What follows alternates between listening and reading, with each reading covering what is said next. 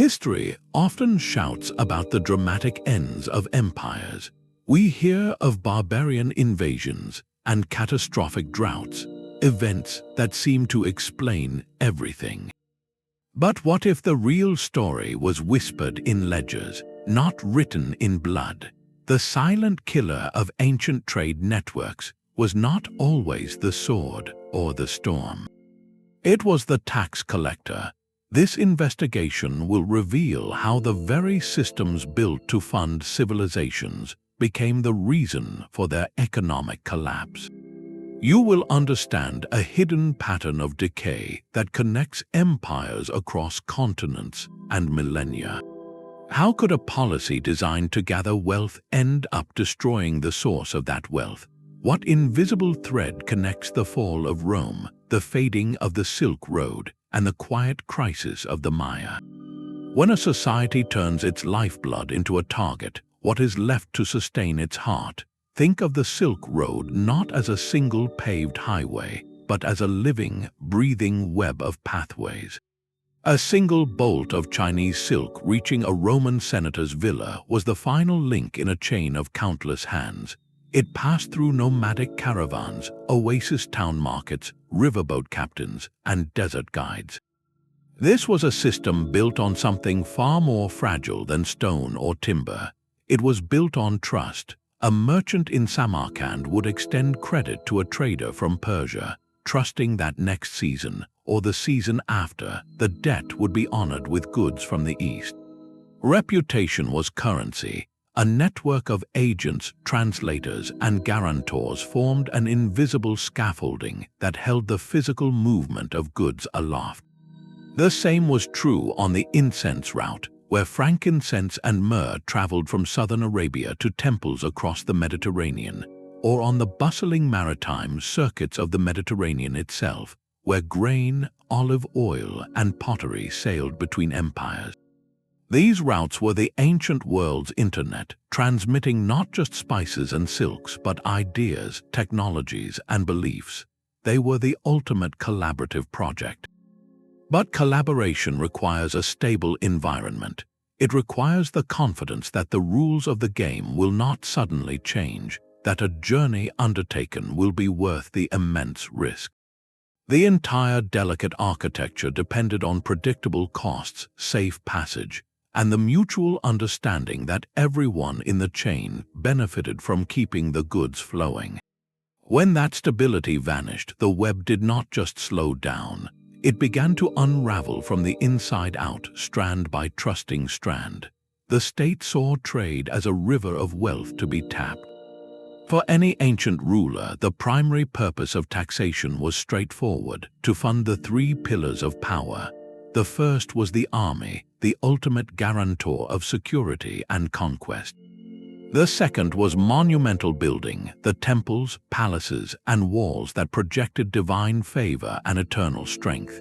The third was the sustenance of the elite, the courtiers, priests, and administrators whose loyalty was purchased with a share of the bounty. From the pharaohs of Egypt demanding a portion of every harvest to the Roman emperors needing gold to pay their legions, the treasury's hunger was constant and immense.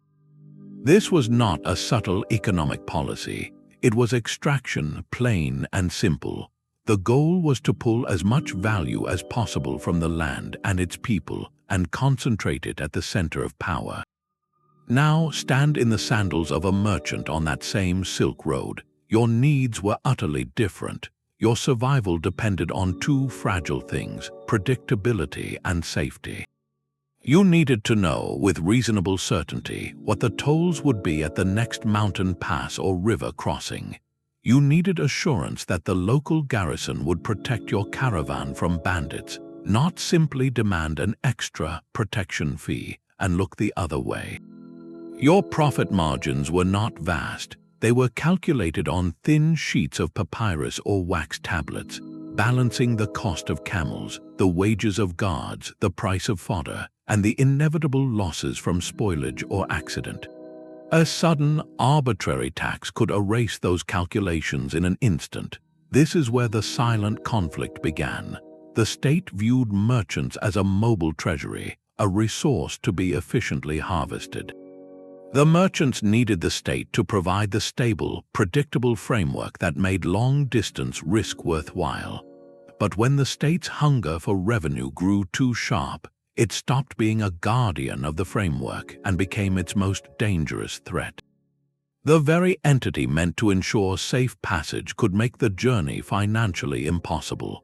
This fundamental tension between the short-term needs of power and the long-term needs of commerce set the stage for a quiet catastrophe. Rome's greatness was fed by grain. The city's 1,000,000 inhabitants required a river of wheat flowing steadily across the sea, a logistical miracle sustained by the state system known as the Annona. On the surface, it was a triumph of imperial organization. The government contracted massive shipments from provinces like Egypt and North Africa, built vast warehouses, and distributed subsidized bread to the citizenry. This guaranteed food security and political stability, buying the loyalty of the urban masses with free bread and spectacular games. But beneath this apparent order, the Annona was quietly strangling the very trade that sustained it. The state did not simply buy grain on the open market. It used its overwhelming power to requisition it, often at fixed, below-market prices. For a farmer in Egypt or a landowner in Africa, this was not a negotiation. It was a command. Your harvest was not entirely your own. A significant portion was owed to the Roman state, and the price you received was set by imperial accountants, not by supply and demand. This created the first fracture. Why would a producer invest in better irrigation or plant more acreage if a large, fixed portion of their yield would be taken at a loss? The incentive to maximize production began to wither. The distortion rippled outward to the merchants and shippers. The Annona required a huge, dedicated fleet. To secure these contracts, shipowners faced a brutal bargain. In exchange for the lucrative state business, they were legally obligated to serve the Annona. Their vessels could be impressed into service, and they faced crushing liabilities if grain was lost at sea. The financial risk was immense. To compensate, the state granted them special privileges and exemptions from other duties. This created two parallel economies on the same waters. On one track sailed the heavily subsidized state priority grain fleet, its routes and profits dictated by bureaucracy. On the other tack struggled the independent merchant carrying wine, olive oil, pottery, or even private grain. This independent trader faced a completely different reality. Every port of call brought a maze of duties and taxes, the portoria, which were steadily increased over time to fill the imperial coffers. His journey was not protected by imperial mandate, making him more vulnerable to delays, piracy, and local corruption. Here is the crucial collapse of logic. The state, by consuming such a vast portion of the shipping capacity and the grain supply for a fixed internal cost, drained the vitality from the open market. The price of grain in Rome might be artificially low, but across the Mediterranean, in cities not fed by the Annona, prices could swing wildly. A private merchant looking at the numbers saw a grim equation. High upfront costs for a ship, heavy taxes at every port, unpredictable market prices at destination, and all while competing against a state-subsidized giant that operated under different rules. The rational choice was to avoid the grain trade altogether or scale back operations dramatically. Why invest in building new, larger merchant vessels when the profit margins had been taxed and regulated into oblivion? Over decades, this disinvestment in private commercial capacity became a critical vulnerability. The empire became dependent on its own monolithic, brittle system. When political shocks eventually came, when the Egyptian harvest failed or the North African provinces slipped from control, there was no robust, flexible private network to step in and reroute the flow. The state had smothered the very market forces that could have saved it. The Annona fed Rome, but in doing so, it starved the wider trade network of its resilience and innovation. The logic of the Annona created a slow, systemic decay. Centuries later and far to the east, another empire perfected a different, more direct form of extraction. For any ship laden with silks, spices, or jewels hoping to sail from the markets of Asia to the courts of Europe, there was one unavoidable gate, the Bosporus Strait. And guarding that gate was the mighty city of Constantinople, capital of the Byzantine Empire. The Byzantines understood their geography was their greatest treasure. They controlled the world's most valuable bottleneck, so they built a tax system not on the sprawling, messy business of land and harvest, but on pure, flowing commerce. It was called the Kommerkion, a universal tariff of 10% on the value of all goods entering or leaving the city. On paper, it was a masterpiece of bureaucratic efficiency. One tax, one rate, collected at a handful of fortified customs houses along the Golden Horn.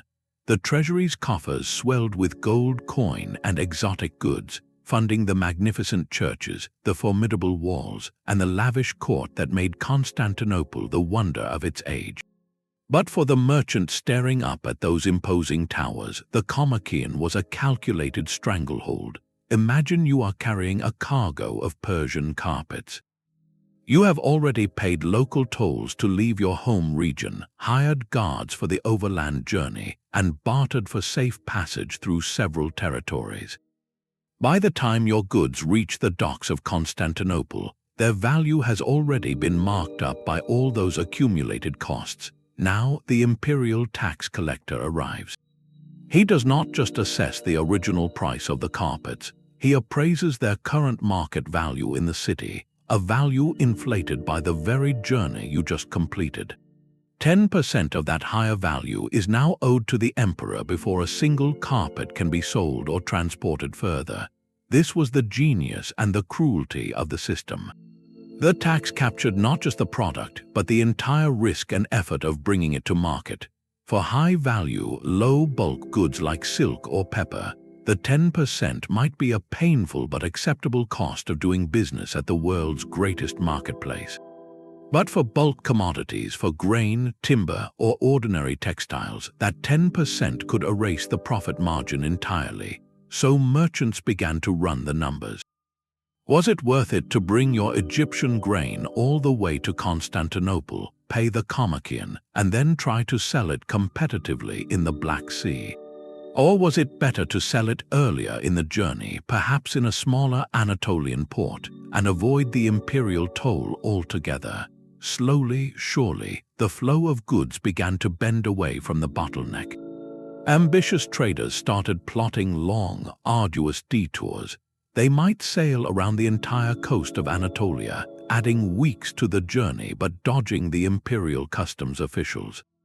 Smuggling became a sophisticated shadow economy. Goods were hidden in false compartments, mislabeled, or transferred to smaller boats under cover of darkness to slip past the watchtowers. The Byzantine state responded with harsher enforcement, more inspections, and heavier penalties, which only increased the cost and risk for honest merchants. The Kommerkion did exactly what it was designed to do. It filled the treasury, but in doing so, it made the main artery of Eurasian trade sclerotic and expensive. It taught generations of merchants that the official route was a trap to be avoided. The wealth still flowed, but it began to find new capillaries, bypassing the heart of the empire. Constantinople remained rich, but it was increasingly rich from taxing a stream that was gradually, quietly, beginning to dry up. While Constantinople taxed the bottleneck, another empire chose to tax every single step of the journey. Deep in the heart of Asia, the Sassanian rulers of Persia looked upon the Silk Road not as a border to guard, but as a spinal cord to control. Their domain was the central nexus, the indispensable middleman between East and West. To exploit this position, they engineered a system of revenue so meticulous it turned a highway into a gauntlet. This was the world of the Rodari, the internal toll station. Picture a merchant's caravan finally descending from the treacherous mountains of Central Asia, hoping for open road and faster travel across the Persian plateau. Instead, at the entrance to every major oasis, at every bridge over a vital river, stood a fortified checkpoint. Here, officials representing the King of Kings would not just assess a simple fee. They conducted a full inventory. Every bale of silk, every sack of pepper, every piece of lacquer was meticulously recorded and taxed, not once but repeatedly. The rodari was not a single customs duty, it was a chain of financial handcuffs. A merchant might pay one toll to enter a province, another to cross a district within it, and a third to leave. The cost of moving goods was no longer just about camels and guards. It was a growing ledger of bureaucratic payments that accumulated like interest on a loan. But the Sassanian genius for extraction went deeper. Beyond these transit taxes, the crown declared royal monopolies on the most desirable goods, especially silk. The state became the sole legal buyer for raw silk entering from the east. Merchants were forced to sell their entire cargo to imperial warehouses at a price set by the king's ministers. The state would then process the silk or resell it at a steep markup to other merchants for the journey westward.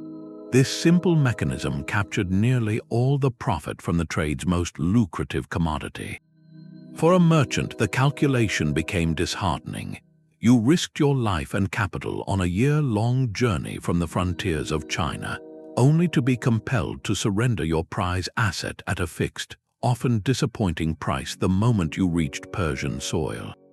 The reward no longer matched the monumental risk. This system created two perverse outcomes. First, it made smuggling not just attractive, but a necessity for survival.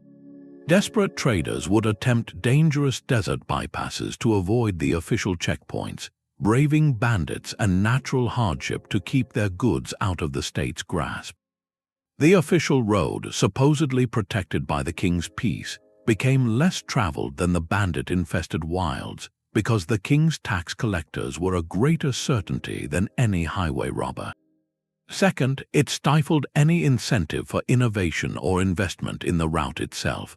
Why would the Sassanian state spend treasure to improve roads, dig safer wells, or build better caravanserais when their revenue model was based solely on interception and control?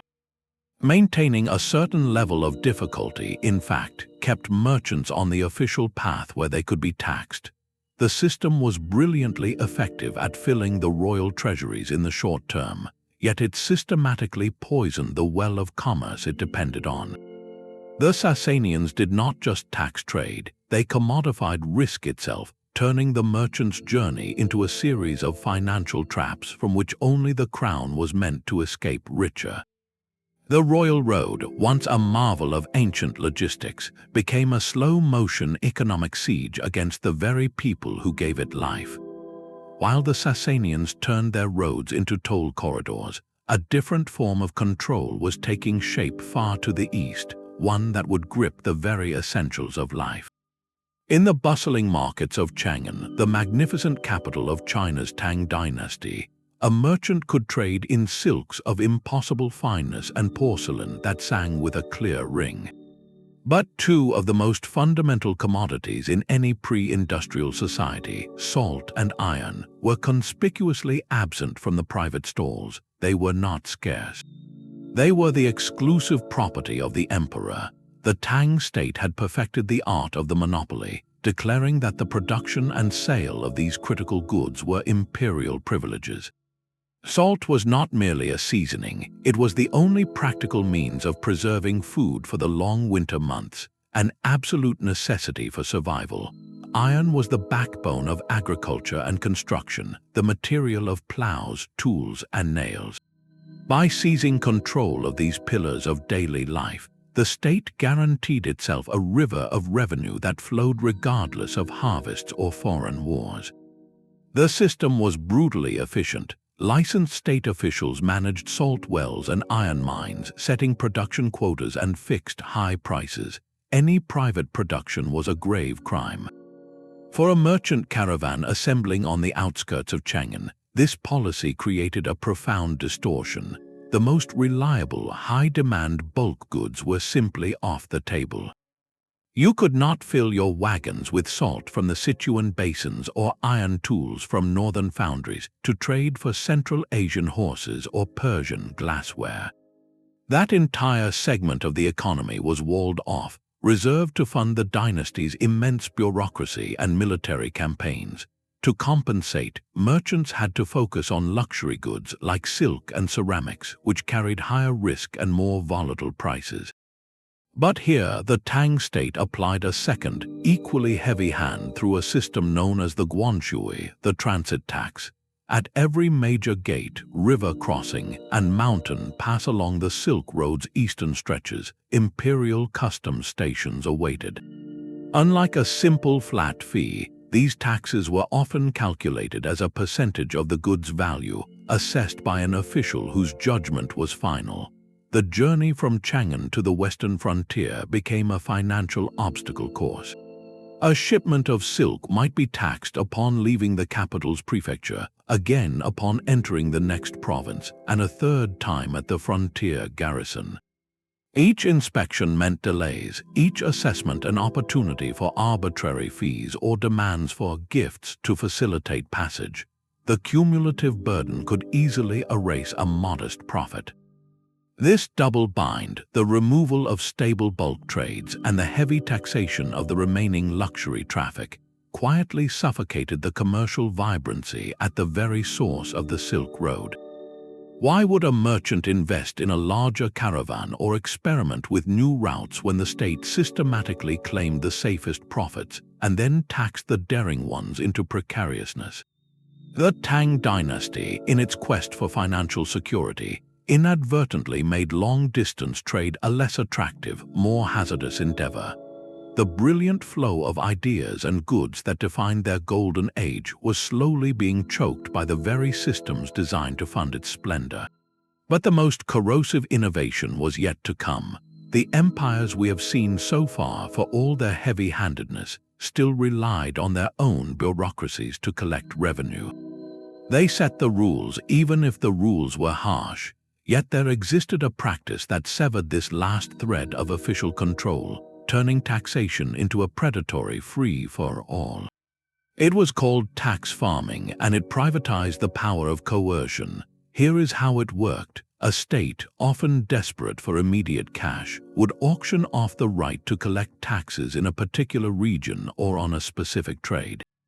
The highest bidder, the tax farmer, would pay the treasury a large lump sum upfront. In return, he was granted the authority to go out and collect whatever he could from the merchants, farmers, and craftsmen in his assigned zone. Any amount he gathered beyond his initial payment to the state was pure personal profit. On paper, it was efficient.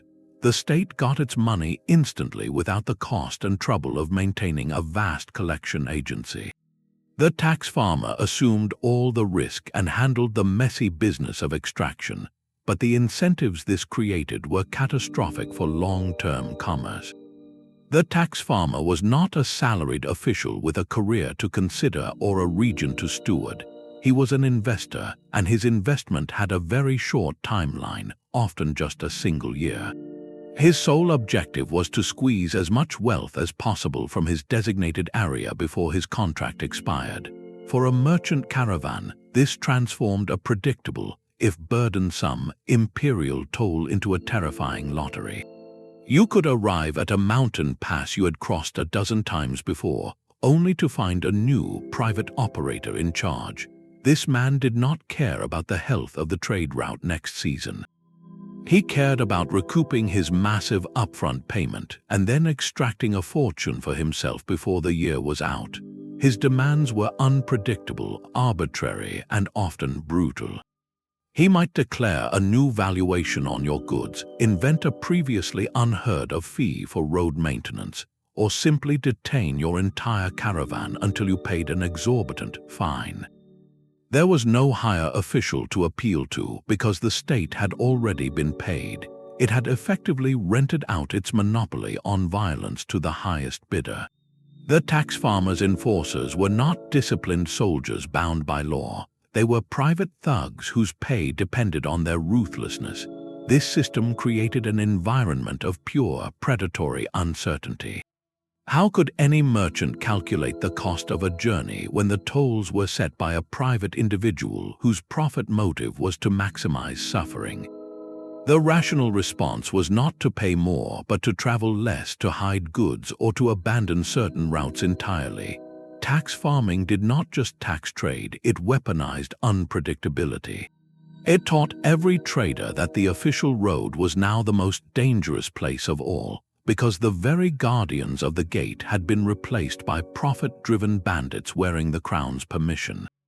This was the final, logical step in the ancient state's retreat from its role as a framework provider. It was not merely taxing the golden goose, it had sold the right to pluck the goose to whoever promised the most feathers upfront, with no concern for whether the animal would survive the year. The most insidious tax was the one that demanded not money, but a piece of your cargo itself. Across the ancient world, from the granaries of Egypt to the storehouses of China, empires often preferred payment in kind. The treasury wanted grain to feed the army, linen to clothe the court, or jars of olive oil to fuel the temple lamps. On the surface, this seems straightforward. A farmer pays with his harvest, a weaver with her cloth. But for the long-distance merchant, this policy created a financial nightmare that strangled the very concept of a market. Imagine you are a trader from India, and your ship is laden with sacks of precious black pepper and bundles of fragrant sandalwood. You sail into a Roman port in Egypt, ready to sell your exotic goods for good Roman coin. But the port official informs you that the docking fee, the storage tax, and the sales levy must be paid not in coin but in wheat. Your cargo is spice and wood.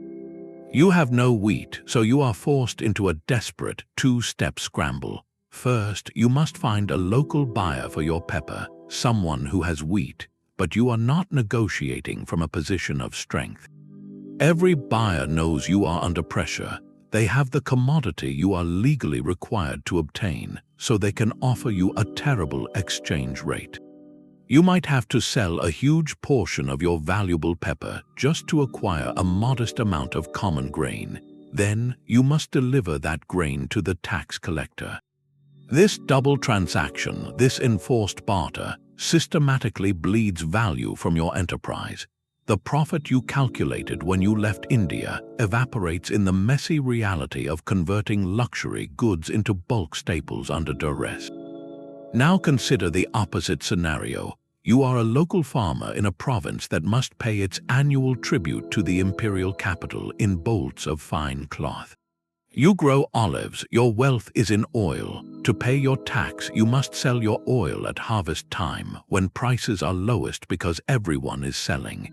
You use those coins to buy cloth from a merchant who, knowing the entire region is under the same obligation, has raised his prices. You lose value on the sale, and you lose value on the purchase. The system creates an artificial, tax-driven demand for specific goods, distorting their prices and making honest commerce a secondary concern to bureaucratic compliance. This drain of liquidity of flexible coin had a chilling effect on the entire network. Coin was the lifeblood of long-distance trade. It was compact, universally accepted, and allowed for complex deals and credit arrangements. When states siphoned off that coin into their treasuries or, worse, demanded goods instead, they removed the lubricant from the economic engine. Merchants hoarded whatever coin they had for essential transactions, refusing to invest or extend credit. Markets became sluggish, moving only in the clumsy barter of tax-related goods. The grand bazaars, which should have been humming with the exchange of 1,000 different items from across the world, began to narrow their focus to a handful of state-mandated commodities. The vibrant, unpredictable, and innovative spirit of trade was slowly replaced by a rigid, loss-making dance around the tax collector's warehouse. Empires, in their hunger for tangible wealth, had forgotten that the greatest value was not in the grain or the cloth itself, but in the fluid system that made their exchange possible. The merchant paid for the road with every toll, but the road itself was left to crumble. This is the quiet betrayal at the heart of the system. Those immense revenues flowing into imperial treasuries were earmarked for glory and security, not for the mundane upkeep of the very networks that generated the wealth. A Roman legion needed a straight, solid highway to march on, so the state built magnificent stone-paved roads like the Via Appia, radiating from the capital for military control. But the maintenance of a dusty market track in a distant province, a track vital for local farmers to get their grain to a port, was nobody's priority. The tax collector arrived on that deteriorating path to take his share, but the coins he took never returned to fix the ruts or shore up the collapsing bridge. The state's vision was extractive, not circulatory. It saw infrastructure as a cost to be minimized once built, not as a living system requiring constant investment.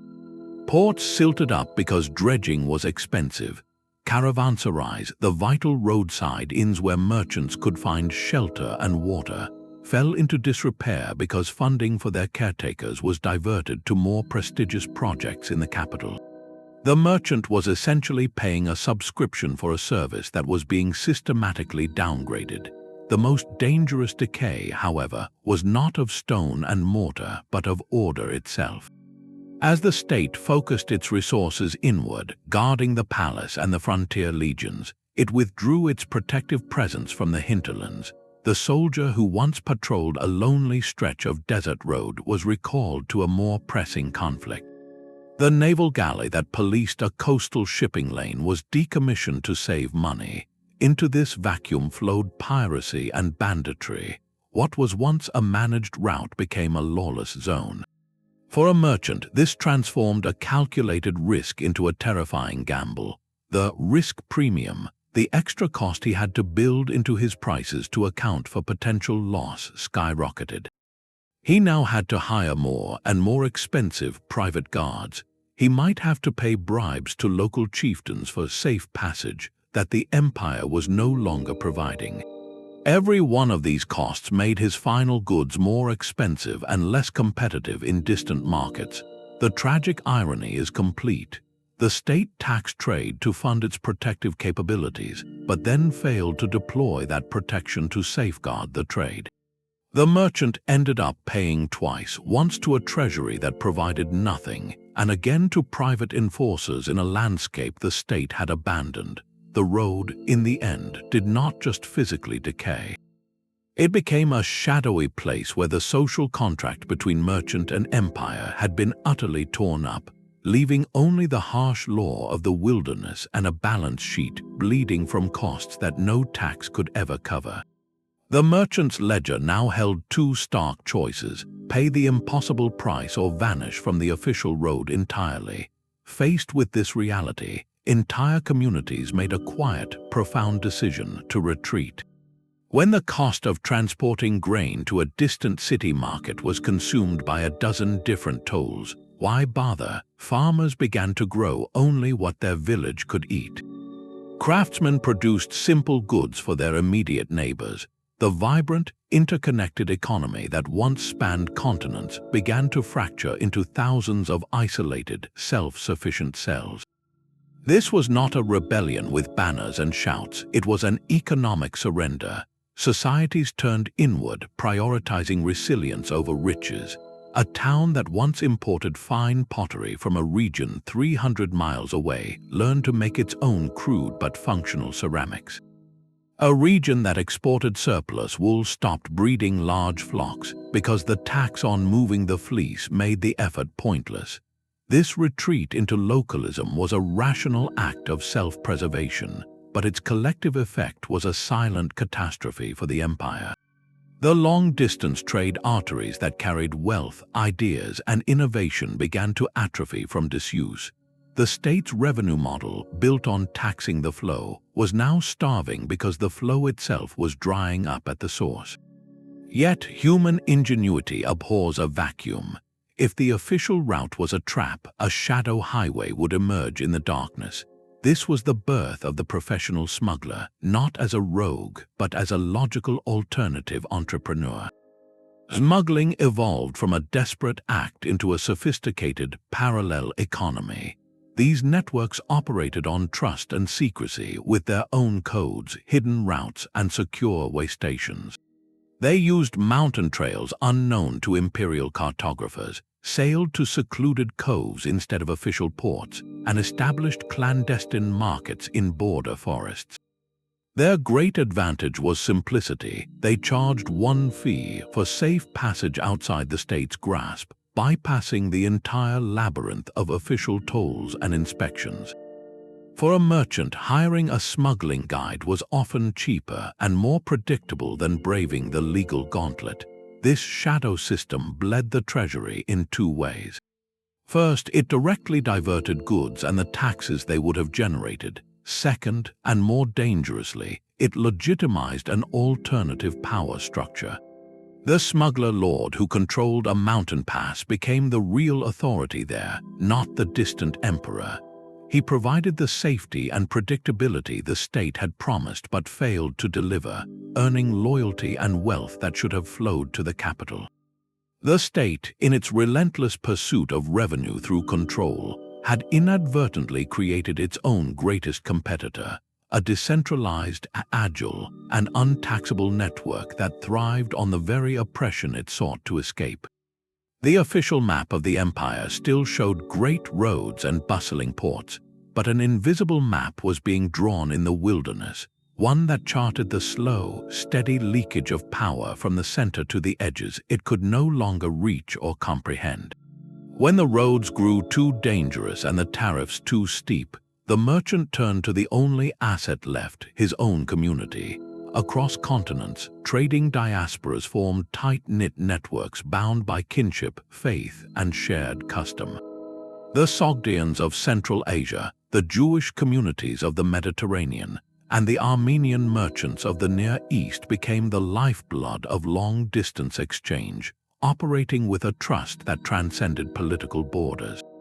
Their success, however, made them supremely visible, and in the eyes of a struggling state, visibility could be mistaken for guilt. A ruler facing an empty treasury and a restless population needed a narrative, a reason for the hardship that was not the failure of his own policies. The wealthy, mobile, and culturally distinct merchant class presented the perfect target. They were integral to the economy, yet often stood outside the traditional structures of land and nobility, making them politically vulnerable. A sovereign could levy a special, punitive tax on these communities with little immediate backlash from the powerful landed aristocracy, who often viewed commerce with disdain. This was not merely an economic measure. It was a political safety valve, releasing social pressure by directing blame toward a convenient and defenseless group. In medieval Europe, Jewish communities, who were often prohibited from owning land and thus turned to finance and trade, found themselves cast in this role repeatedly. When a king needed funds for a war or a building project, a sudden, crushing tax on Jewish merchants could be decreed. If the debt grew too large, the ultimate solution was expulsion, seizing whatever assets remained and banishing the community entirely, wiping the sovereign's ledger clean at a single, devastating stroke. The same pattern unfolded along the Silk Road with the Sogdian merchants. These brilliant traders from the cities of Samarkand and Bukhara were the essential connectors between China, Persia, and the steppes. Yet when the Tang dynasty faced rebellion and financial crisis, Sogdians were suddenly accused of disloyalty and exploitation. Their wealth was confiscated, their networks disrupted. The message to any merchant anywhere was chilling. Your success made you a resource, but your difference made you a sacrifice. Investing in ships, warehouses, and trade routes was a risk that went beyond bandits and storms. It was a gamble that the political winds would not suddenly turn against your very people. Why build a trading empire that could be confiscated by a royal edict tomorrow? This political precarity forced mercantile communities into a defensive, short-term mindset. Profits were often hidden or converted into portable wealth like gems, not reinvested in the permanent infrastructure that would have strengthened trade for everyone. The most devastating outcome was the destruction of the diaspora itself, the expulsion or dispersal of the very human capital that held the network together. When a trading community vanished, it did not just take its coins, it took its languages, its contacts, its hard-won knowledge of distant markets and trustworthy agents. That intricate web of trust, built over generations, could not be recreated by a royal decree. The state, in its short-sighted hunt for a scapegoat and a quick infusion of cash, was often burning the Library of Commerce itself to keep the palace warm for one more winter. The Mongol peace was a fleeting miracle. For a brief, brilliant span in the 13th century, the vast empire of Genghis Khan and his successors enforced a single, astonishing rule across the steppe from the Pacific to the Mediterranean. They called it the Pax Mongolica, the Mongol peace. Its gift to trade was not kindness but ruthless, unified control. The Khans eradicated the petty bandit lords and the rival warlords who had choked the Silk Road for centuries. They established a system of secure, state-sponsored relay stations, the Yam, where messengers and merchants could find fresh horses, food, and protection. For the first time in memory, a caravan could travel from Beijing to Tabriz under a single legal umbrella, with a single passport, a paisa, granting safe passage. The cost of long-distance commerce plummeted because the greatest cost, the risk of total loss, had been dramatically reduced. Goods, ideas, and people flowed on a scale never seen before. This was the superhighway era of the ancient world, and it made merchants and cities fabulously wealthy. But this golden age was built on a single, fragile pillar, the unity of the Mongol Empire itself. When that pillar cracked, the entire structure came crashing down. The empire was simply too vast to be governed from one center. After the death of Kublai Khan, it fractured into rival khanates, the Yuan dynasty in China, the Ilkhanate in Persia, the Chagatai Khanate in Central Asia, and the Golden Horde on the Russian steppes. Each new ruler inherited the Mongol appetite for revenue, but lacked the imperial vision that saw trade as a circulatory system for the whole realm. They saw only their own segment of the road and their own emptying treasury. The Ilkhanate in Persia, struggling with economic woes, looked at the steady stream of silks and spices entering from the Chagatai lands and saw an opportunity. They imposed heavy new tariffs on all goods crossing their frontier. The Chagatai Khans, in retaliation and need, did the same on their western border. What had been a seamless corridor was now a series of walled compartments, each with its own tax collector demanding payment. A merchant planning a journey from China to the Black Sea now faced a financial obstacle course of conflicting policies. The paisa that once guaranteed passage across a continent was now just a piece of decorated metal, meaningless once you left the territory of the Khan who issued it. You needed a new set of documents and a new pile of coins for bribes and duties at every single border. The safe, state-run Yam stations fell into disrepair as the successor states fought each other or turned their resources inward. The security evaporated. Without the overarching Mongol authority to police them, the old threats returned with a vengeance. Local bandits, nomadic tribes, and corrupt garrison commanders once again saw the caravans not as protected economic assets, but as mobile treasure chests. The cost calculations for a trading mission became impossible. You could not simply add up the price of camels and goods anymore. You had to budget for the Ilkhanate's import tax, the Chagatai's transit fee, the gift for the local governor of Samarkand, and the extra guards needed for the perilous stretch through the Caucasus where no Khan's soldiers patrolled anymore. The cumulative toll could double or triple the effective price of your goods by the time they reached a Mediterranean port. The rational response was to shorten the chain. Why send goods all the way from China when you could sell them in Bukhara and let another merchant, specializing in the next dangerous segment, assume the risk and the ruinous taxes?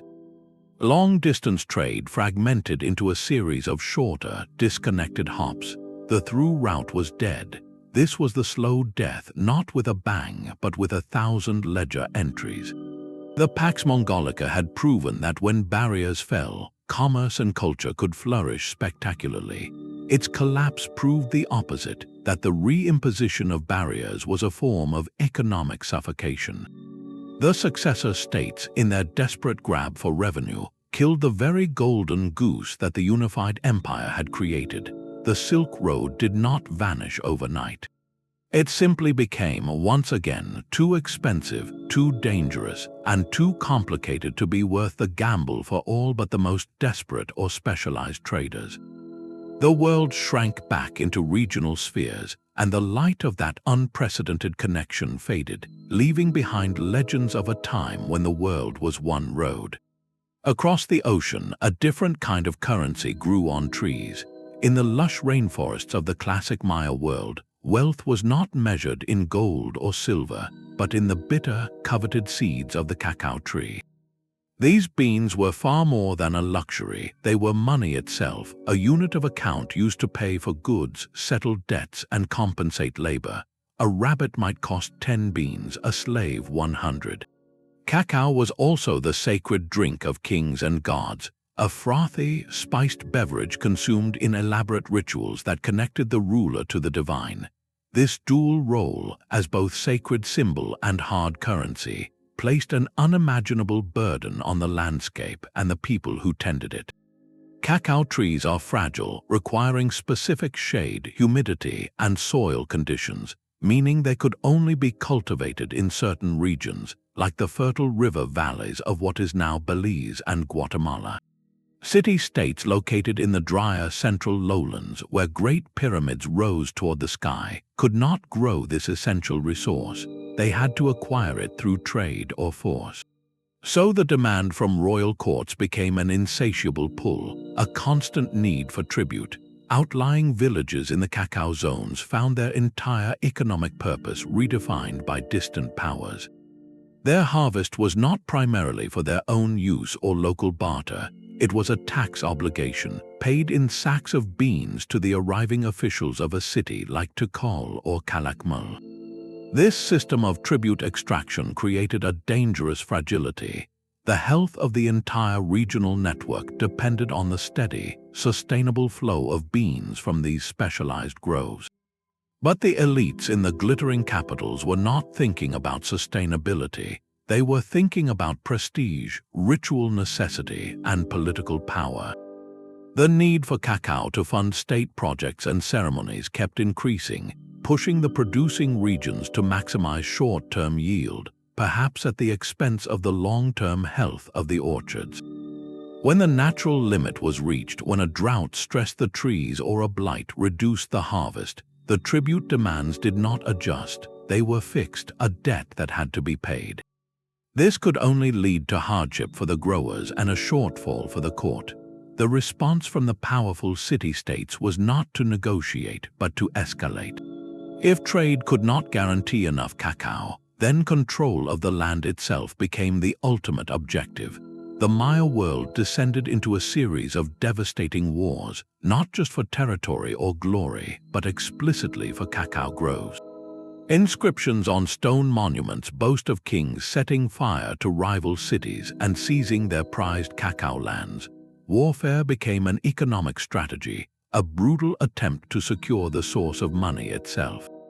But this militarization shattered the very networks it sought to dominate.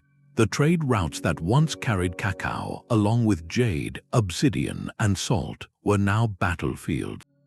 Merchants who had operated as neutral connectors between competing dynasties found their paths blocked by armies and their safe passage revoked. The trust required for long-distance exchange evaporated in the climate of constant conflict. A city that lost a war would find its access to critical resources severed, not by natural disaster, but by political decree. The over-extraction of cacao as tribute had first strained the economic system, and the warfare it triggered then severed the physical and social connections that held that system together. The collapse was not a single event, but a slow unraveling. As city-states turned inward, fortifying themselves and hoarding what resources they had, the intricate web of interdependence that defined the classic Maya Golden Age frayed and then snapped. The pyramids still stood, but the vibrant, connected civilization that built them was quietly coming apart, one contested cacao bean at a time. The Maya collapse shows us a system devouring its own foundation, but in Rome, the process became a precise, self-reinforcing machine. The empire faced a relentless equation. Its vast military and bureaucracy demanded mountains of silver coin, yet the mines were yielding less precious metal. The solution for a desperate emperor seemed brilliantly simple. He ordered the mint to produce the same number of coins, but to mix more common metals like copper or lead into the silver. A coin that was once pure silver might now be half silver, then a quarter, then a mere silver wash over a base core. The state could now pay its legions and officials with the same number of coins, stretching its dwindling treasury. But this was a silent theft from every person holding those coins. Merchants and farmers were not fooled for long. They quickly realized the new coins in their hands were intrinsically less valuable. The natural response was to raise prices. If a sack of grain was worth one pure silver coin, it would now be priced at 2 of the debased coins to represent the same real value. This was inflation not as an abstract concept, but as a daily shock in the marketplace. Now consider the tax collector. The imperial budget was calculated in numbers of coins, not in their metal content. A province might owe 1 million coins in tax, but as those coins bought less and less due to inflation, the real value of that tax revenue plummeted. 1 million heavily debased coins might only purchase half the grain or pay half the soldiers it could a decade before. The treasury was filling with coins that were increasingly hollow. To compensate, the state had only 2 brutal options. First, it could demand more coins, raising the tax burden on populations already struggling with rising prices. This pushed farmers off their land and merchants out of business, further shrinking the taxable economy. Second, and more destructively, it could abandon coinage altogether for key transactions and demand payment in kind, in actual grain, meat, or cloth. This reversion to barter was the death knell for complex trade. How could a Syrian merchant contract to sell olive oil in Gaul if the Roman state might demand his taxes be paid in Egyptian wheat? He would have to engage in the same ruinous, multi-step barter we discussed earlier, converting his oil into grain under duress.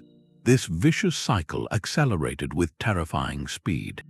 Debasement caused inflation, which made tax yields worthless, leading to demands for more taxes or payment in goods, which further crippled the monetary economy, forcing the state to debase the currency even more to meet its obligations. Trust in the coinage evaporated. Long-distance traders, the lifeblood of the empire, began to hoard old, pure coins or refuse certain currencies altogether. They might only accept payment in gold, which held its value, or insist on direct barter. The elegant system of Roman law and coinage that had unified the Mediterranean marketplace dissolved into a chaotic patchwork of local valuations and desperate negotiations. The state, in its short-sighted attempt to create more money, had destroyed the very thing that made money useful: universal trust. The silver denarius, once as reliable as a Roman road, became a symbol of a broken promise, and the roads themselves grew quiet as the cost of doing business became impossible to calculate in a currency that no longer meant what it said. The Byzantine Empire held one treasure above all others, a coin of such legendary purity it became the dollar of the medieval world. This was the gold solidus, a piece of currency so trusted that for over 700 years its weight and fineness never wavered. From the markets of Constantinople to the trading posts of Viking Rus, the solidus was accepted on sight, a rock of stability in an unstable age. Yet this very strength contained a fatal paradox. The empire's entire financial system was built on the demand for this perfect gold coin. The army, the vast bureaucracy, the construction of the great Hagia Sophia all required payments in solidi. To fund this, the state levied its taxes in the same gold. Every province, every city, every farmer who could was required to remit a portion of their wealth in these impeccable coins. This created a relentless one-way current of gold. The system worked like a powerful pump, sucking gold from the edges of the empire and concentrating it in the capital. The taxes flowed in, the soldiers and officials were paid, and much of that gold was then spent within the capital's own thriving economy or hoarded in the imperial treasury and the churches. But what happened to the provinces that had just sent their gold away? They were left with a critical shortage of the very thing needed to conduct basic commerce. Imagine a pottery merchant in a smaller Anatolian city. He sells his wares and receives payment in copper coins for local business. But when the imperial tax collector arrives, that official demands gold. The merchant must now somehow acquire gold solidi, but there are very few in circulation in his town. His only option is to seek out a money changer who, knowing the desperate need, offers a ruinous exchange rate. The merchant might have to hand over a small fortune in copper just to get the few gold coins needed to meet his tax bill. This constant, systemic drain of gold from local economies effectively strangled regional trade. Why would a merchant in Greece invest in a shipment of olive oil to sell in Syria if, at the end of the year, the process of obtaining the gold to pay his taxes would erase his profit? The safer bet was to keep business small, local, and conducted in barter or base metal, avoiding the golden trap altogether. The solidus was magnificent, but it was also a ghost in the provinces, a symbol of an obligation that forced economies to shrink back into themselves. The empire had created a perfect currency, then designed a system that ensured that currency could not circulate where it was most needed to sustain the empire's own economic body. The merchant's ledger was no longer a document of ambition, but a map of fear. After generations of navigating not just deserts and seas, but labyrinths of tolls, arbitrary valuations, and predatory tax farmers, a profound psychological shift took hold. The very calculus of commerce was rewritten. Long-distance trade had always been a high-risk, high-reward venture, a thrilling gamble where fortunes could be made or lost on a single monsoon wind or a bandit's ambush. But now the risks had multiplied far beyond nature's whims. They were institutionalized, systematized, and utterly unpredictable. The potential reward, that glittering profit at the end of the journey, was being systematically taxed, diluted, and confiscated before it could ever be realized. When you balanced the equation, the numbers no longer inspired dreams, they whispered warnings. Why risk your entire capital and your very life on a 2-year journey to China when a provincial governor could invent a new fee upon your return and claim half your cargo? Why build a fleet of ships when a change in imperial policy could render your entire business model illegal overnight? The rational mind, faced with such stacked odds, seeks safety. And so a quiet but monumental capital flight began. Wealth that had once flowed into caravans and warehouses, into ships and trade expeditions, was slowly withdrawn. The adventurous merchant capital of the ancient world began looking for a safer harbor. It turned away from the dynamic, connective, and innovative engine of trade and sought refuge in the static, the tangible, and the familiar. Land became the ultimate sanctuary. Buying agricultural estates was not merely an investment. It was a retreat into a different kind of economy, one based on local production and local consumption, insulated from the caprices of distant emperors and the dangers of far-flung roads. Land could not be seized by a customs official at a mountain pass. Its value was not subject to the next round of currency debasement. It produced food, the one commodity always in demand, and it came with social status, often lifting merchant families into the landed aristocracy, a class that looked down on trade but was happy to profit from its safer, simpler yield. Alongside land, hoarding became a national pastime of the wealthy. Gold, silver, and gems were buried in secret caches or hidden in the walls of homes. This was capital removed entirely from circulation, wealth that was not working to build anything, but simply being preserved against a future perceived as even more uncertain. Imagine the economic stagnation this caused. Money is like blood. It needs to circulate to give life to the body of an economy. When it is pooled in stagnant estates or buried in the ground, the limbs grow cold. No new ships are built. No new roads are funded by private patrons. No ambitious young merchant is given a loan to start his own trading company. Innovation grinds to a halt because there is no capital willing to fund an experiment when the safest investment is to simply hide what you already have. This psychological retreat, this preference for security over opportunity, was the silent killer of economic vitality. Empires did not just lose their tax revenue, they lost their dreamers, their risk-takers, the very individuals whose daring had woven their continents together. The bold spirit that once looked at a map and saw a network of possibilities now looked at the same map and saw only a web of traps. The world did not end with a dramatic invasion, but with a collective, weary decision to stay home, to think smaller, and to let the great roads fade back into the silence from which they came. The empire's treasury grew quiet, and the silence was terrifying. A ruler listening to the dwindling reports from his customs posts faced a crisis of logic. The old model was simple: trade brought wealth, and the state took a share. Now the wealth was vanishing, but the needs of the palace, the army, and the court were not. The instinctive, almost reflexive response was not to question the model, but to enforce it with greater brutality. If the river of commerce was drying up, you did not dig a new channel. You simply demanded more water from the few remaining wells. And the deepest, most reliable well was always the land itself, and the people who worked it. This is the moment the spiral tightened into a noose. With merchants retreating and long-distance trade fading, the agricultural peasantry became the last major source of taxable wealth.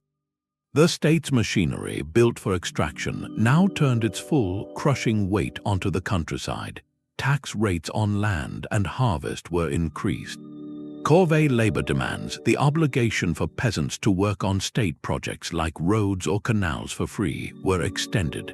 A farmer who once gave 1/4 of his harvest might now be required to give 1/3, then half. The logic was short-sighted but clear. Squeeze the only productive sector left to compensate for the revenue lost from the collapsing trade networks. But this pressure created a devastating feedback loop. The peasant's surplus, the portion of his crop beyond what he needed to feed his family and plant next year's seeds, was what connected him to the wider economy. That surplus was his purchasing power. With it, he could buy the iron plowshare from the traveling blacksmith, the salt to preserve his meat, or the simple pottery from a nearby town. These were the goods of the internal market, the everyday commerce that still hummed beneath the grand international exchanges. When the state took more and more of that surplus, it didn't just fill granaries, it erased demand. The farmer, now left with only bare subsistence, could no longer afford to buy anything.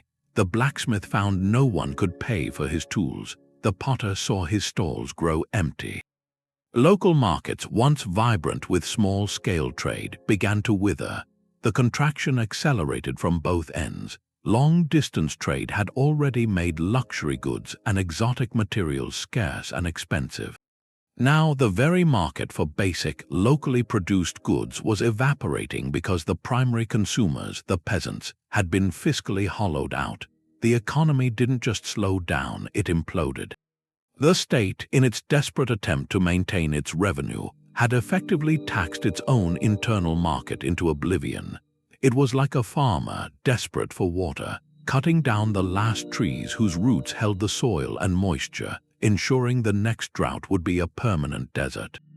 The palace might have full granaries for a season or two, But outside its walls, the economic landscape was turning to dust, leaving nothing and no one left to tax when the next crisis arrived. History blames the drought and the barbarian at the gate, but these were merely the final, visible cracks in a structure already hollowed out from within. A healthy trade network is a resilient organism. It can reroute around a blocked pass, stockpile goods against a lean harvest, or negotiate with new powers entering its sphere.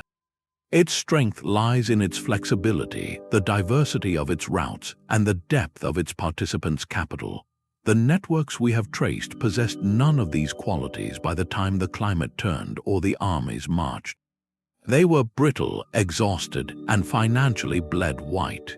Consider a major drought striking the Roman province of North Africa in the 3rd century. In a healthy system, merchants would have responded to the failing harvests by redirecting shipments from Egypt or Sicily, using their reserves and credit to bridge the gap. Prices might rise, but the flow would continue. But in the Roman system of the late empire, that flexibility was gone. The private merchant fleet had withered under the weight of the Annona and oppressive Portoria. The capital that might have funded emergency shipments was buried in country estates or hoarded as gold bars. The state, dependent on African grain to feed Rome, could only watch as its monolithic supply line snapped. The drought did not cause the crisis, it revealed it. It exposed an empire that had traded a dynamic, adaptable market for a rigid, centralized pipeline, and when the pipeline broke, there was nothing left. The same pattern repeats with the so-called barbarian invasions. A Visigoth tribe moving into Gaul or a nomadic group pressing on China's frontier was not an unprecedented event. For centuries, trade networks had absorbed such movements, often turning potential invaders into new trading partners or clients. But this required a functioning economy to integrate them, one with goods to exchange and a state strong enough to manage the transition. By the 5th century, the Western Roman state was a fiscal ghost. Its currency was untrustworthy, its tax base was collapsing under its own weight, and its internal markets were stagnant. When the Visigoths arrived, they were not confronting a vibrant commercial empire, they were walking into a vacuum. The Roman state could not pay its own frontier troops, let alone raise the funds to pay off or integrate a new migratory group. There was no economic glue left to hold the situation together. The invasion succeeded not because the barbarians were so strong, but because the Roman economic system was so weak. It was a political collapse, yes, but one that occurred on a foundation of fiscal sand, eroded by centuries of self-defeating taxation. In the east, the slow death of the Silk Road under Byzantine and Sassanian control left the entire region vulnerable. When the armies of the early Arab conquest swept out of the peninsula in the 7th century, they did not defeat vibrant, interconnected economies. They overran systems that were already turning inward, where merchants had retreated to local circuits and long-distance routes were remembered as legends of a richer past. The new powers did not destroy the trade network, they inherited its empty shell and eventually began building new patterns atop the ruins. The lesson is counterintuitive but critical. The final trigger is never the true cause. A hurricane will level a house built on rotten timbers, while a well-maintained home may lose only its shutters. The drought, the invasion, the political revolt, these are the hurricanes of history. They test the integrity of the system, and the ancient world's great trade networks failed that test not when the storm hit, but in the quiet decades before, when the choice was made to tax the beams that held the roof up rather than to invest in their strength. The same pattern of internal decay echoed centuries later in the House of Wisdom. At the height of the Abbasid Caliphate, Baghdad was the dazzling center of the world, a city where scholars translated Greek philosophy and merchants traded goods from 3 continents. Its wealth was legendary, built on the fertile lands between the Tigris and Euphrates rivers, a region known as the Sawad. This agricultural heartland fed the empire and funded its grandeur through a heavy land tax called the kharaj.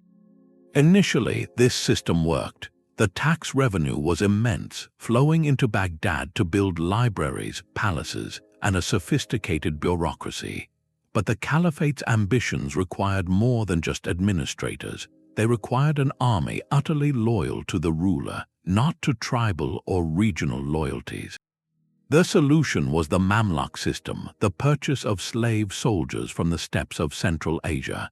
These warriors were trained from a young age to serve only the caliph. They were a formidable professional force, yet their upkeep, along with the opulence of the court, demanded ever more revenue. The kharaj on the farmers of the Sawad was increased, and its collection was often outsourced to military commanders or local governors who were expected to deliver a fixed sum to the treasury. This created a terrible pressure on the land. The tax farmer, whether a Mamluk officer or a provincial official, needed to extract enough not only to meet the caliph's demand but also to enrich himself. For the peasant working the soil, the burden became crushing.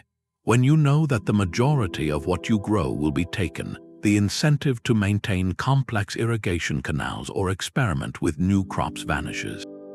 Why invest back breaking labor into a system designed to take the fruits of that labor away?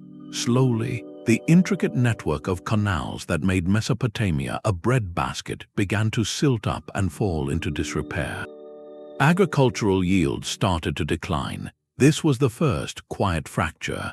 As the central authority in Baghdad grew financially strained and distracted by court intrigues, its control over the provinces weakened.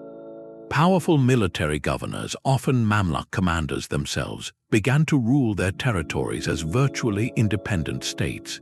They still pledged nominal loyalty to the caliph, but they kept the local revenue for their own armies and projects. This fragmentation of political power had a direct and devastating impact on trade. The great rivers, the Tigris and Euphrates, had been the superhighways of Abbasid commerce. Now, a merchant sailing downstream from Mosul to Basra might pass through 3 or 4 different zones of control, each local strongman needing to fund his own miniature court and garrison, set up his own toll station on the riverbanks. A journey that once required a single tariff paid at a major port now demanded a series of payments to different authorities, each with their own armed men and their own arbitrary valuations. The cost of moving goods skyrocketed. Worse, with central authority fragmented, security broke down. Bandits and pirates found the spaces between these petty lordships to be perfect hunting grounds. A merchant could pay all the tolls and still lose his entire cargo to raiders in a stretch of river no one was truly responsible for policing. The rational response was once again retreat. Long-distance trade along the rivers became a perilous gamble. Commercial activity contracted to local circuits where trust and protection were more certain. Baghdad, once the hub where all routes met, found itself increasingly isolated, its markets growing quieter as the arteries that fed it were pinched shut by 100 local hands. The city of scholarly and mercantile marvels did not fall to a sudden, dramatic siege alone. It was slowly suffocated by the very systems it created, as the need to fund a military solution to loyalty inadvertently bankrupted the agricultural and commercial foundations that made loyalty worthwhile. The lesson of the Abbasids is not one of ignorance, but of a sophisticated system that lost sight of its own source of power, choosing to tax the roots of the tree to decorate its branches, until the whole structure could no longer stand against the wind. The story is not only in the scrolls, but in the silent layers of earth. Archaeologists sifting through the ruins of ancient port cities have uncovered a quiet, material testimony to this long decay. In places like Ostia, Rome's great harbor, or the once bustling Sassanian port of Suraf on the Persian Gulf, the excavation layers tell a chronological tale of dwindling horizons. In the strata dating to an empire's vibrant peak, the soil is rich with fragments. you find Chinese porcelain, Indian ivory, African ebony, and glass from Syria, a confetti of global connection. But as you move upward through time, through the layers corresponding with heavier taxation and political fragmentation, that confetti begins to vanish. The quantity of long-distance luxury goods decreases sharply. The pottery becomes more local, cruder, and repetitive. It is as if the world, once vividly present in every market stall, slowly receded over the horizon, leaving behind only what could be made in the next village. This is not the result of a sudden catastrophe, but of a slow strangulation. The ships simply stopped coming because the journey no longer made financial sense. Beneath the floors of humble homes and in the foundations of old walls, another clue emerges: the hidden hoard. Across the former Roman world, from British villas to Anatolian farmsteads, archaeologists frequently discover clay pots filled with coins. These are not the debased copper core coins of the late empire, but beautiful, high-value silver denarii from centuries earlier, carefully saved and then deliberately buried. This is the physical evidence of that capital flight, of the psychological retreat from commerce. Someone, facing the terrifying uncertainty of inflation and arbitrary seizure, chose to convert their wealth into a compact, stable form and then remove it from the economy entirely. They buried their trust in the ground, a private bank for a future they feared might never come. Each hoard is a vote of no confidence in the system, a family's entire liquidity frozen in time, starving the active economy of the very capital it needed to survive. Follow the overland routes, and you will find the ruins of hospitality turned to dust. The caravanserai was the beating heart of the Silk Road, a fortified inn where merchants could find shelter, water, and safety for their animals and goods. In stable times, these way stations were maintained, expanded, and bustling. Their remains show evidence of constant repair, of new wells being dug, and of cultural mixing in their decorative motifs. But the archaeological record reveals a later phase, one of systematic abandonment. At a site in the Karakum Desert or the mountains of Afghanistan, you will see a caravanserai that was clearly damaged, perhaps by a minor earthquake or a flash flood, and then simply left to crumble. The stones were not reset, the roof was not patched, the central courtyard filled with sand. This tells a profound story. It means the institutional or communal will to maintain the infrastructure of travel had evaporated. Either the state was no longer funding the upkeep, or the volume of traffic had dropped so low that no local ruler saw value in the investment. The road was not being closed, it was being forgotten, one abandoned rest stop at a time. Finally, look at the changing shape of the merchant district itself. In great trading cities from Palmyra to Chang'an, the business quarters were once open and interwoven with the rest of the urban fabric. Shops lined broad avenues and warehouses sat near public squares, but in the later layers, archaeology reveals a shift toward defensiveness. Merchant enclaves begin to fortify. They build taller, windowless outer walls. Warehouses are designed like small fortresses with single, heavily reinforced doors. The archaeological footprint shows a community turning inward, barricading itself against the very city it once helped prosper. This is not paranoia. It is a practical response to a world where the state could no longer guarantee security, where the distinction between a tax collector and a robber had blurred, and where a merchant's wealth made him a target. The open, trusting architecture of commerce was replaced by the grim, defensive architecture of fear. Each of these silent testimonies, the shrinking variety of goods, the buried coins, the abandoned way stations, the fortified quarters, is a data point in a centuries-long graph. They do not speak of battle or natural disaster, but of a slow, relentless economic suffocation. The artifacts show us a world that chose, step by rational step, to disconnect, to hide, and to shrink, because the cost of connection had been raised to an impossible price. Yet this pattern of decay was not inevitable. history also offers glimpses of a different path, moments when the logic of the system worked in harmony with the needs of the merchant. The early Mongol Empire under Genghis Khan and his immediate successors stands as a stark counterexample. Their success was not born from kindness, but from a ruthless, unifying pragmatism.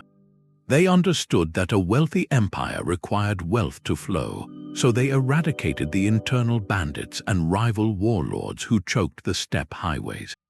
They established the Yam courier system, which doubled as protected routes for merchants.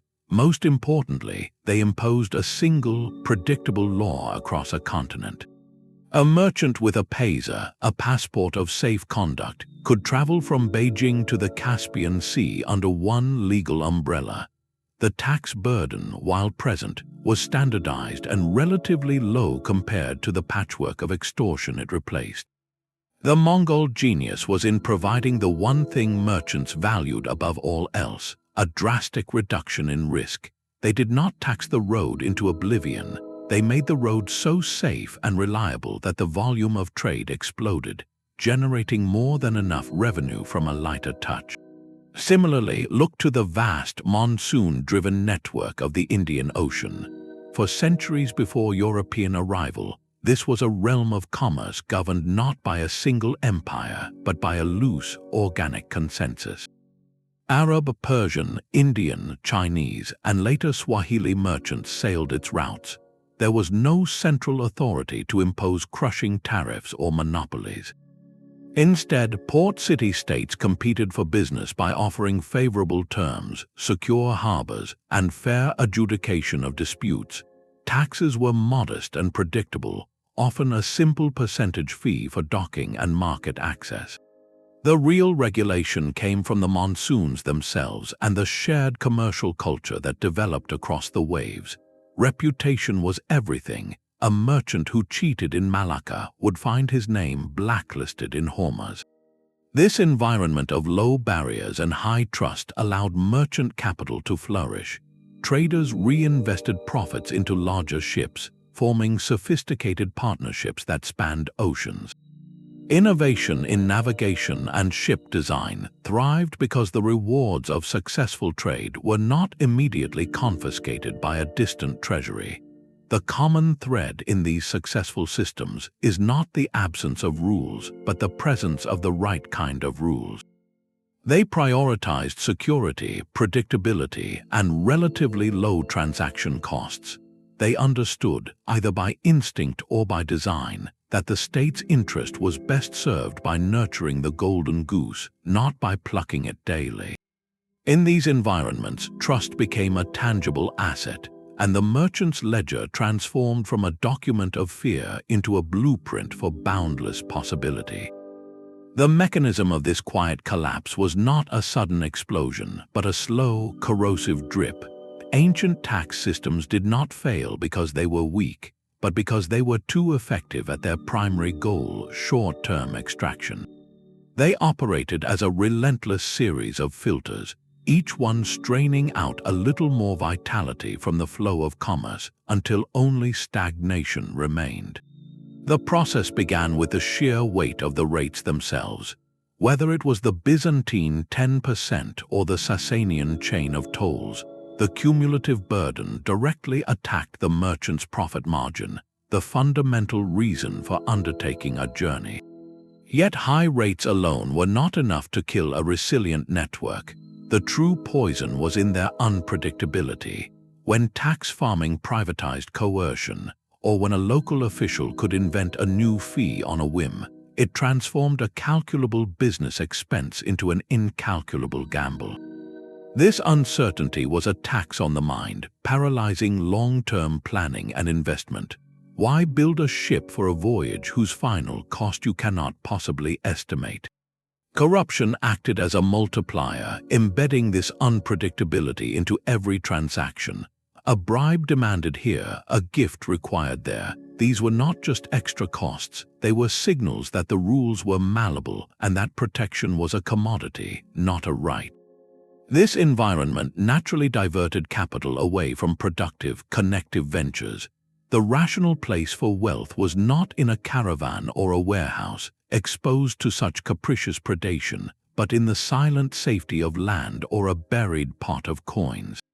This capital flight starved the trade network of its lifeblood, ensuring that roads and ports decayed as the state, focused on immediate revenue, consistently failed to reinvest the taxes it collected back into the infrastructure that generated them. The merchant paid for the road with every toll, but the road itself was left to crumble.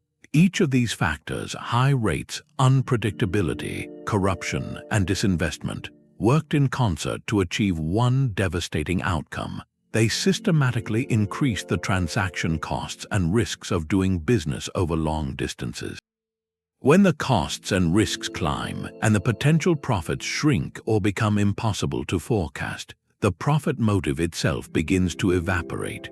One by one, the participants in the network made a quiet, rational choice to withdraw. The merchant stayed closer to home. The farmer grew only what his village needed. The investor bought land instead of funding a new fleet. The great, integrated web of regional specialization and long-distance exchange, which had once made empires rich and cosmopolitan, gradually fragmented into thousands of isolated, self-sufficient local economies. These local cells were resilient in their own narrow way, but they were incredibly vulnerable. They had lost the redundancy, the alternative routes, and the pooled capital that a wide network provides. When an external shock finally arrived, a drought, a migration, a political revolt, there was no system left to absorb the blow. The shock did not cause the collapse, it merely revealed the hollowed-out structure that the tax system had created over centuries. The empire did not fall to the barbarian at the gate. It had already collapsed from within, in the silent space between a merchant's calculation and the tax collector's demand.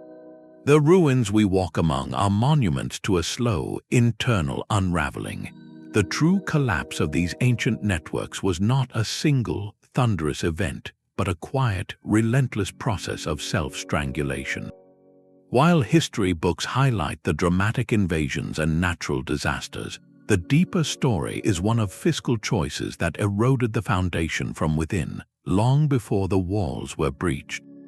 A civilization can survive a drought or repel an invader if its economic heart is strong and its connections are resilient. But when that heart is weakened by 1,000 small withdrawals, when the very systems designed to fund greatness instead drain its vitality, the end is only a matter of time. This reveals a timeless, tragic tension that echoes far beyond antiquity. It is the conflict between the immediate hunger of the state and the long-term health of the economy that sustains it. A government needs revenue to function, to protect, to build. Yet the methods it chooses to gather that wealth can either nurture the source or poison it. The ancient world's lesson is that the most dangerous threat to a trade network is not the bandit on the road, but the accountant in the capital who sees the road only as a list of tolls to be collected, not as a living system to be maintained. The architecture of taxation is invisible, built from laws and ledgers, but its consequences are written in stone and dust. It shapes which roads are traveled, which goods are made, and which dreams are deemed worth the risk. It determines whether capital builds for the future or hides from the present. So the next time you hear of a fallen empire, look past the battlefields and the fallen kings. Ask about the tax collectors, the tariffs, and the hoarded coins.